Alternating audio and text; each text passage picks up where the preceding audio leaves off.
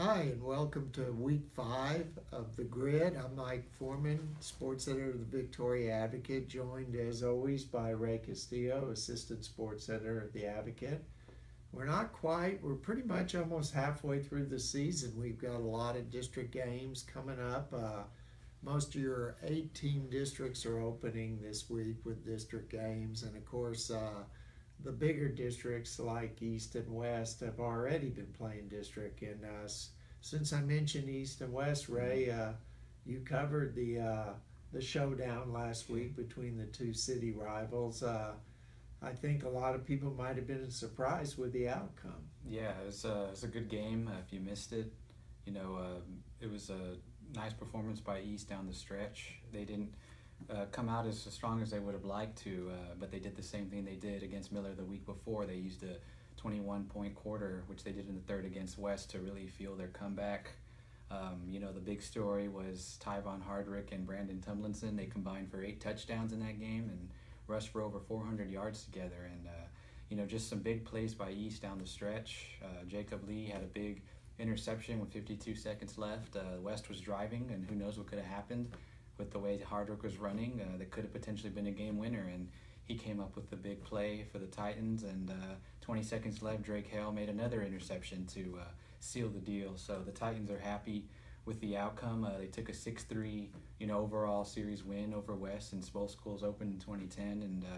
And West will be looking to bounce back against Miller, and East will continue district play Friday against Carroll. So it's going to be a big game for both teams. Well, what is East doing better now than, they opened the season, they struggled. What have they kind of used to turn things around? Yeah, their chemistry, for one, is getting a lot better. They're becoming more familiar with, the offense. Caleb Longoria's done a great job at the quarterback position, coming in that game, that district opener against Miller, and just really setting the tone. And Brandon is playing, healthy, and he's looking like his old self, like he did, last year before he got hurt. And he's really just pounding the ball, running inside, and he's doing a great job and delivering for the Titans. And the defense has stepped up. That's really the big thing too. And it's going to be interesting to see what they do against Carroll. A lot of familiar faces. Coach Juan Rodriguez, the head coach over there. And the East will be looking at him. He's was the defensive coordinator for the Titans in 2016. So it's going to be a good matchup. Well, the Warriors don't have much time, to pout, obviously, because here we are on Wednesday when we're normally here on Thursday. And, of course, the reason we're here on Wednesday is because West travels to Corpus Christi, I believe it's Buck Stadium, to play Miller on Thursday night. They can't allow, the loss to East to kind of linger. They have to bounce back. Miller, as you've seen, is capable of scoring points. They also give up a lot of points, but this is an important game for West. Oh yeah, and talking with the guys after the East-West game, I say guys, Tyvon Hardrick and Austin Rabiles, I was talking to them, and they're already, the game had just ended against East, and they're already looking forward to Miller. They wanted to throw it behind them and get their mind focused, on a bounce-back win.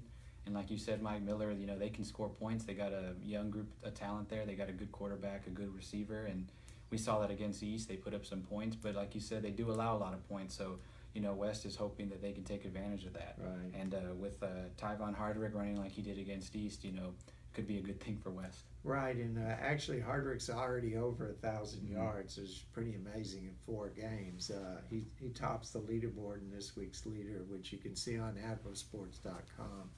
But now let's turn our attention to East, who will be back at Memorial Stadium against Carroll, like you said. They just need to kind of keep it going, I guess, huh? Yeah, and this will be a good opportunity for them. Not to take anything against Carroll, but Carroll has struggled to start the season. They haven't gotten a win yet, and the Titans want to take advantage of that. Had a chance to talk, to Caleb Coffey at practice today, and Coach Gonzalez, and they were telling me that they're not going to take their opponent lightly regardless of what their record is, and they're going to see it as another district game, and they're going to want to play as hard as they can, and they get to be back home. Technically, they were the road team against West, but they'll be back at Memorial Stadium, familiar surroundings, so hopefully they can get the job done against the Tigers. Right, and one of the East's early season losses came to Gregory Portland, and Gregory Portland will be coming up up the road, down the road actually, to play Calhoun in the district opener for the Sand Crabs. The Sand Crabs, of course, bounced back from their loss to West and have won 2 straight games. They opened district against GP. They're looking to end that 2-year playoff drought. GP's, I guess, has shown to be a pretty good defensive team. Anyways, I know they held the East in check pretty much. Yeah, that non-district game in Gregory, Portland, they held the Titans to 6 points, into the fourth quarter, where East, had that surge at the end. Right. But, they showed some flashes of what they can do, and Titans didn't come through in that game, and hopefully for the Sand Crabs, the outcome will be different. Right, and of course with Calhoun, a lot of times we always talk about this, but with their offense, it's always not turning the ball over. If they're able to hold on to the ball, they have a good chance at success. And we have another team that's opening district, 2 teams actually, Schulenburg and Bloomington. Bloomington, I guess, was kind of came up short against Pettis last week. I know that was a disappointment. They were all excited about playing their first home game in like over a year. And, Pettis kind of spoiled the party. Well, they get a Schulenburg team this week. The Shorthorns are unbeaten, and it's been a while for Schulenburg. So that'll be an interesting matchup, don't you think, Ray? Oh, yeah. And Bloomington, like you said, they wanted to do well against Pettis. Coming before that, they snapped a big losing streak, so the momentum was on their side. Their first win in, what was it, Mike, 17? I think it was 17 years. 17 games. 17 games, yeah. Excuse me on that. Yeah. Yeah, it's a lot, a big difference. Yeah, not that long, but I know, but it had been a while. In fact, I had to look back to see how long it had been since Bloomington had actually won 2 games in a row. Yeah. Well, now they got to start working towards that again. But that's another one of the many district matchups that will start this week, and we have some big non-district games. One of them will be right here at Patty Welder Stadium, where the St. Joseph Flyers will host the Hallettsville Sacred Heart Indians, and that's interesting because we talked about this a couple of weeks ago with St. Paul. It's been a long time since these schools, who used to be district rivals, have played each other. So, that's always good. I'm sure Hallettsville will bring some people over to see this game. I'm sure Hallettsville's excited. The Sacred Heart is excited about playing St. Joseph. St. Joseph is coming off a week off after they were kind of got it handed to them by Industrial. And I'm sure the Flyers have been working during this off period to kind of regroup and get things going again. Yeah, and Brian Jones, he expected Industrial to be a tough matchup, and he had those games scheduled so they can get that tough competition going into district. And still non-district play, like you said, Mike, against Sacred Heart.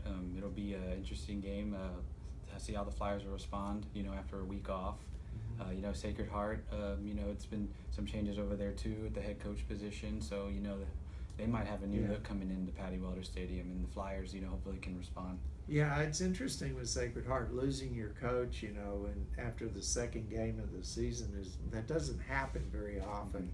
But they responded well, and they won last week, and I'm sure they're looking forward to the challenge of playing a bigger school. That's always, I'm sure they're excited, and I think they also saw how close St. Paul played them, so that'll be kind of a measuring stick for Sacred Heart to use as they go on down the road. And speaking of down the road, in Goliad, Texas, we have a pretty big game Friday night. We have the 2 number 2 teams. The number 2 team in 3A, Goliad, the number 2 team in 2A, Shiner. Both undefeated teams, both have looked very good up to this point. Now, this game, there's a few developments in this game that people might not know about, or they probably do. One is Goliad quarterback Rocky Morris will have to sit out the first half. The reason is he was ejected in the win over Rockport Fulton last week, and the new UIL rule this year states that if you're ejected from a football game, you have to sit out the first half of the next game. I know Coach Bobby Nicholson was not at all pleased with that ejection. He felt like it was unmerited, but there's no appeal for that. So basically, they'll go with Cameron Morris, who's Rocky's cousin, will start at quarterback. The other issues for Goliad is They have a couple players that are injured that aren't most likely expected to play, and that is Dontavian Clay, who's their outstanding wide receiver, kick returner, defensive back, just a tremendous athlete. And then their big running back and defensive end, actually, Logan Bland. Logan is, he's a battering ram in there. So I'm sure Shiner is probably very happy it won't have to face those guys. But, there's no excuses when you play the game. You have to go out there with what you have and do the best you can. And I don't know about you, but I would expect this game will be very physical. Oh, absolutely. And, you mentioned, those players not playing. Coach Cherney, he's not going to approach that game and think of things like that. He's going to want his guys to come out and respond no matter who's on the field. And, like you said, Mike, it's going to be a tough game. The Tigers, you're going to have to pull through. Shiner has a very strong defense, and it's going to be interesting to see how Goliad can respond in that first half. But, it's a good test for both teams. Big non-district matchup is to get ready for district. Goliad being banged up, I know they, would like to have their guys on the field there against Shiner, but I know they'll take, if they can get them back, later on, it's in district play, they'd rather have that and have them hurt now. But, right. It's unfortunate for the kids to have to miss, but, it'll be a good game nevertheless, and we hope to see them back. Yeah, and Shiner, they want to gauge themselves as well. I mean, they really haven't been challenged that much. They did have a 14-0 win over Industrial, which their quarterback Tyler Mickish had a concussion in that game. But this, Goliad beat Refugio 35-0. Although, that's early in the season, things can change. But Shiner will get an idea of how it measures up against really good competition. That's what Coach Cherney said after last week's win over Tidehaven, is he wanted to see where they were at against a really good team. And as we mentioned, Refugio, we have a state final rematch. Refugio and Mart going at it. These are, it's a different teams, but still, it's the two teams that were the best teams in Class 2A Division I last season.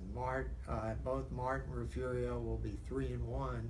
It's really interesting because both teams' loss came to a Class 3A Division I team. As we mentioned, Refugio lost to Goliad. Mart lost to Franklin. So they play up a level. This game, it's strange to have this kind of game early in the season, but what happens is when you're very successful, as we saw, when you go to realignment, it's hard to find games. I mean, people just do not want to play you. So that's what's happened. Refugio in the past, they played Cameron Yo, they played Navarro. Those are bigger teams, and they came out 1-1 with Cameron Yo and 0-2 at Navarro, but the benefits from those games helped them down the road. And I think the biggest question for this game is, how much has Refugio's offense progressed? I mean, they have a -7 turnover ratio, and to be 3-1 with a -7 turnover ratio really speaks well for their defense. But they need to cut down on those turnovers. And I spoke to Coach Jason Herring earlier this week, and he told me, he said, this is a process that they're going through, and it's like he said. What matters is what happens in week 11, 12, 13, and beyond. Right now, it matters, but not as much. So this will be a good matchup for both teams. And, of course, one other game I'd like to mention is Cuero is going on the road to play Wharton. And I know a lot of people probably looked at this game earlier on and said, oh, that'll be a blowout. But there's a couple of things. One is, if you noticed last week, Wharton beat El Campo, which Cuero also beat El Campo the week before. That's like Wharton's second win over El Campo in the last 15 years, so that was impressive. And also, if you look at the history of this rivalry between Cuero and Wharton, there have been some crazy games that usually come down to the last minute, 2-point conversions, those kind of things. So this will be another good test for the Gobblers, as we're getting really close now to where everybody's in district play, and almost everybody will be, I think, by if not next week, the week after. So and there should be a lot. Let's hope that the rain stays away, although who knows? It's been crazy weather-wise.